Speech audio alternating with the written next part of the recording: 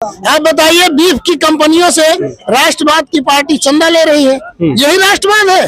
कि आप एक तरफ गौ हत्या की बात करते हो और उसी गौ हत्या करने वाले से आप चंदा लेते हो, यही राष्ट्रवाद है भारतीय जनता पार्टी का? इसलिए यहाँ की जनता मन बना चुकी है कि अब की रितेश पांडे, उनके पिता राकेश पांडे को अंतरात्मा की आवाज निकालकर उनका सुफाड़ा साफ करेगी और लालजी वर्मा को भारी वोटों से विजयी बनाएगी। अम्बेडकर नगर लोकसभा का चुनावी माहौल क्या है, चुनावी मिजाज क्या है?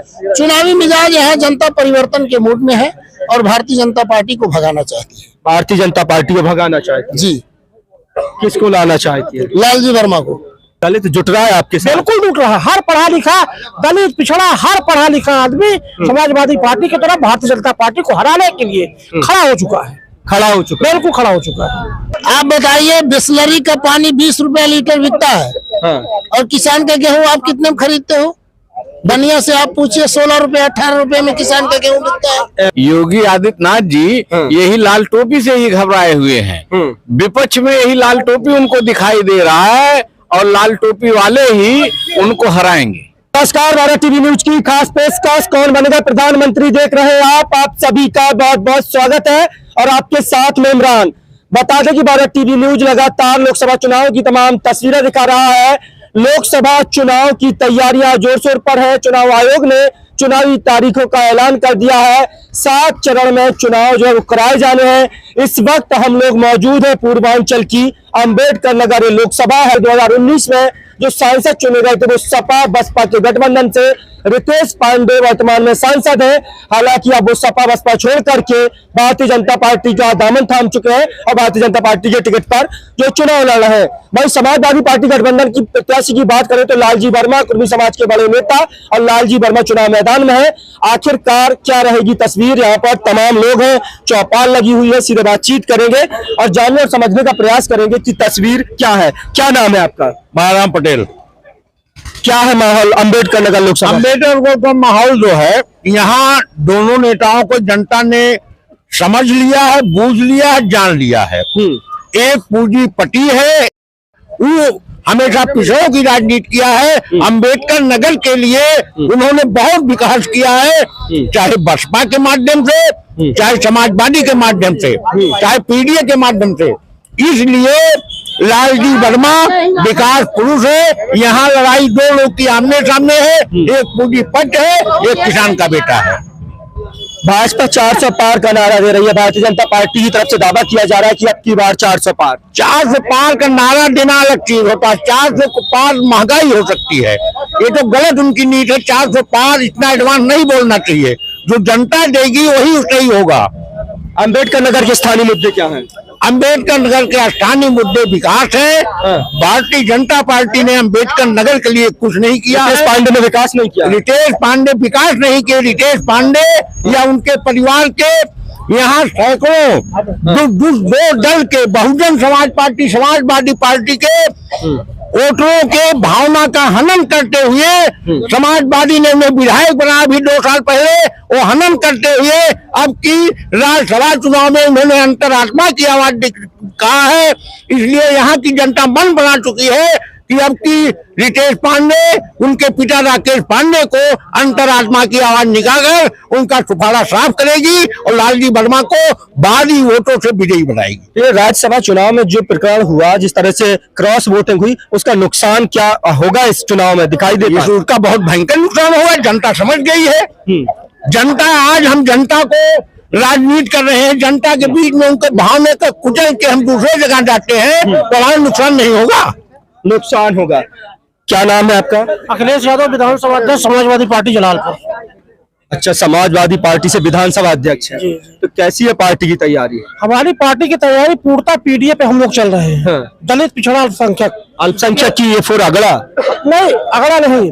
अखिलेश यादव जी तो कहते हैं ये 4 अगड़ा है। ना, अगड़ा नहीं है, वो पिछड़ा है, आधी आबादी है। हमारी लड़ाई एक प्रकार से 10 और 90 की है। 10 और 90 की। मंच से तो नारा बुलंद किया जाता है, लेकिन धरातल पर तो नहीं दिखाई देता। राज्यसभा के मेंबर जो भेजे उसमें दिखाई दिया। दलित नहीं गया, इतनी बड़ी पंचायत में समाजवादी पार्टी दलित को भेजा नहीं? सिर्फ मतलब जो कहा उसमें अल्पसंख्यक था, कहा उसमें जमानती का चुनाव हुआ, हमने गुड्डू जमानी को समाजवादी पार्टी ने भेजा। अच्छा, तो पीडीए धरातल पर दिखाई पड़ रहा है। तो क्या है? आप टिकट नहीं देख रहे हैं। सुल्तानपुर की सीट पे हमारा निशान लड़ रहा है, यहाँ कुर्मी बिरादरी का आदमी लड़ रहा है, बस्ती में कुर्मी बिरादरी का आदमी लड़ रहा है, अयोध्या में हमारा दलित लड़ रहा है जनरल सीट पर, आजमगढ़ में यादव लड़ रहा है।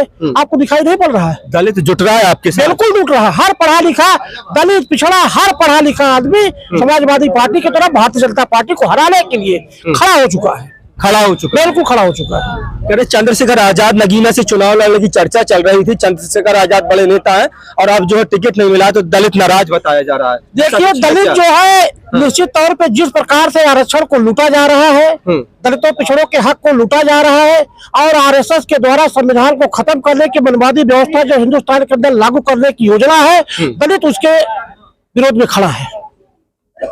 तो अगर बसपा प्रत्याशी उतार देती है तो किसको नुकसान होगा फिर? देखिए, बहुजन समाज पार्टी को लोग जान चुके हैं। समाजवादी पार्टी और कांग्रेस ने क्या क्या नहीं किया है ये सारे लोगों को पता है। दलित पिछड़ा जो भी पढ़ा लिखा समाज है वो सब समाजवादी पार्टी की तरफ निगाह से देख रहे हैं। क्या नाम है आपका? संदीप वर्मा, ब्लॉक अध्यक्ष जलालपुर। क्या वर्मा जी माहौल, पार्टी का माहौल है आपकी? पार्टी एकदम जीत की तरफ आगे बढ़ रही है और यहाँ अम्बेडकर नगर में ज्यादा से ज्यादा वोटों से लोकसभा जीतकर लालजी वर्मा जी आएंगे। योगी आदित्यनाथ कह रहे थे रेड टोपी, रेड अलर्ट, खतरे का निशान है। योगी आदित्यनाथ जी यही लाल टोपी से ही घबराए हुए हैं। विपक्ष में यही लाल टोपी उनको दिखाई दे रहा है और लाल टोपी वाले ही उनको हराएंगे। लाल टोपी वाले हराएंगे। हाँ। 2012 में कह रहे थे, 17 में हराएंगे, 2019 में हराएंगे, 22 में हराएंगे, अब 24 में हराएंगे। नहीं, हरा नहीं पा रहे हैं। लेकिन हरा क्यों नहीं पा रहे हैं? हाँ। हमारे वोटों की संख्या बढ़ रही है और जिस तरीके से राष्ट्रीय अध्यक्ष जी पीडीए का नारा लगाए हैं, पीडीए के लोग अब की बार मुंहतोड़ जवाब देंगे और 24 में योगी जी को और नरेंद्र मोदी जी की सरकार को बदलने का काम करेंगे। क्या नाम है? केशवराम पटेल। कह रहे हैं कि बीजेपी को हरा देंगे। बीजेपी के ऐसे कारनामे हैं कि उसको हारना है। क्या कारनामे हैं? बढ़िया काम कर रही है, किसान खुशहाल हो गया है, किसानों की आय दुगनी हो गई है, नौजवानों को रोजगार मिल रहा है, लोगों को घर। इनसे आप पूछिए कि इनकी आय दुगनी हुई? आप बताइए, बिस्लरी का पानी 20 रुपए लीटर बिकता है। हाँ। और किसान का गेहूं आप कितने में खरीदते हो?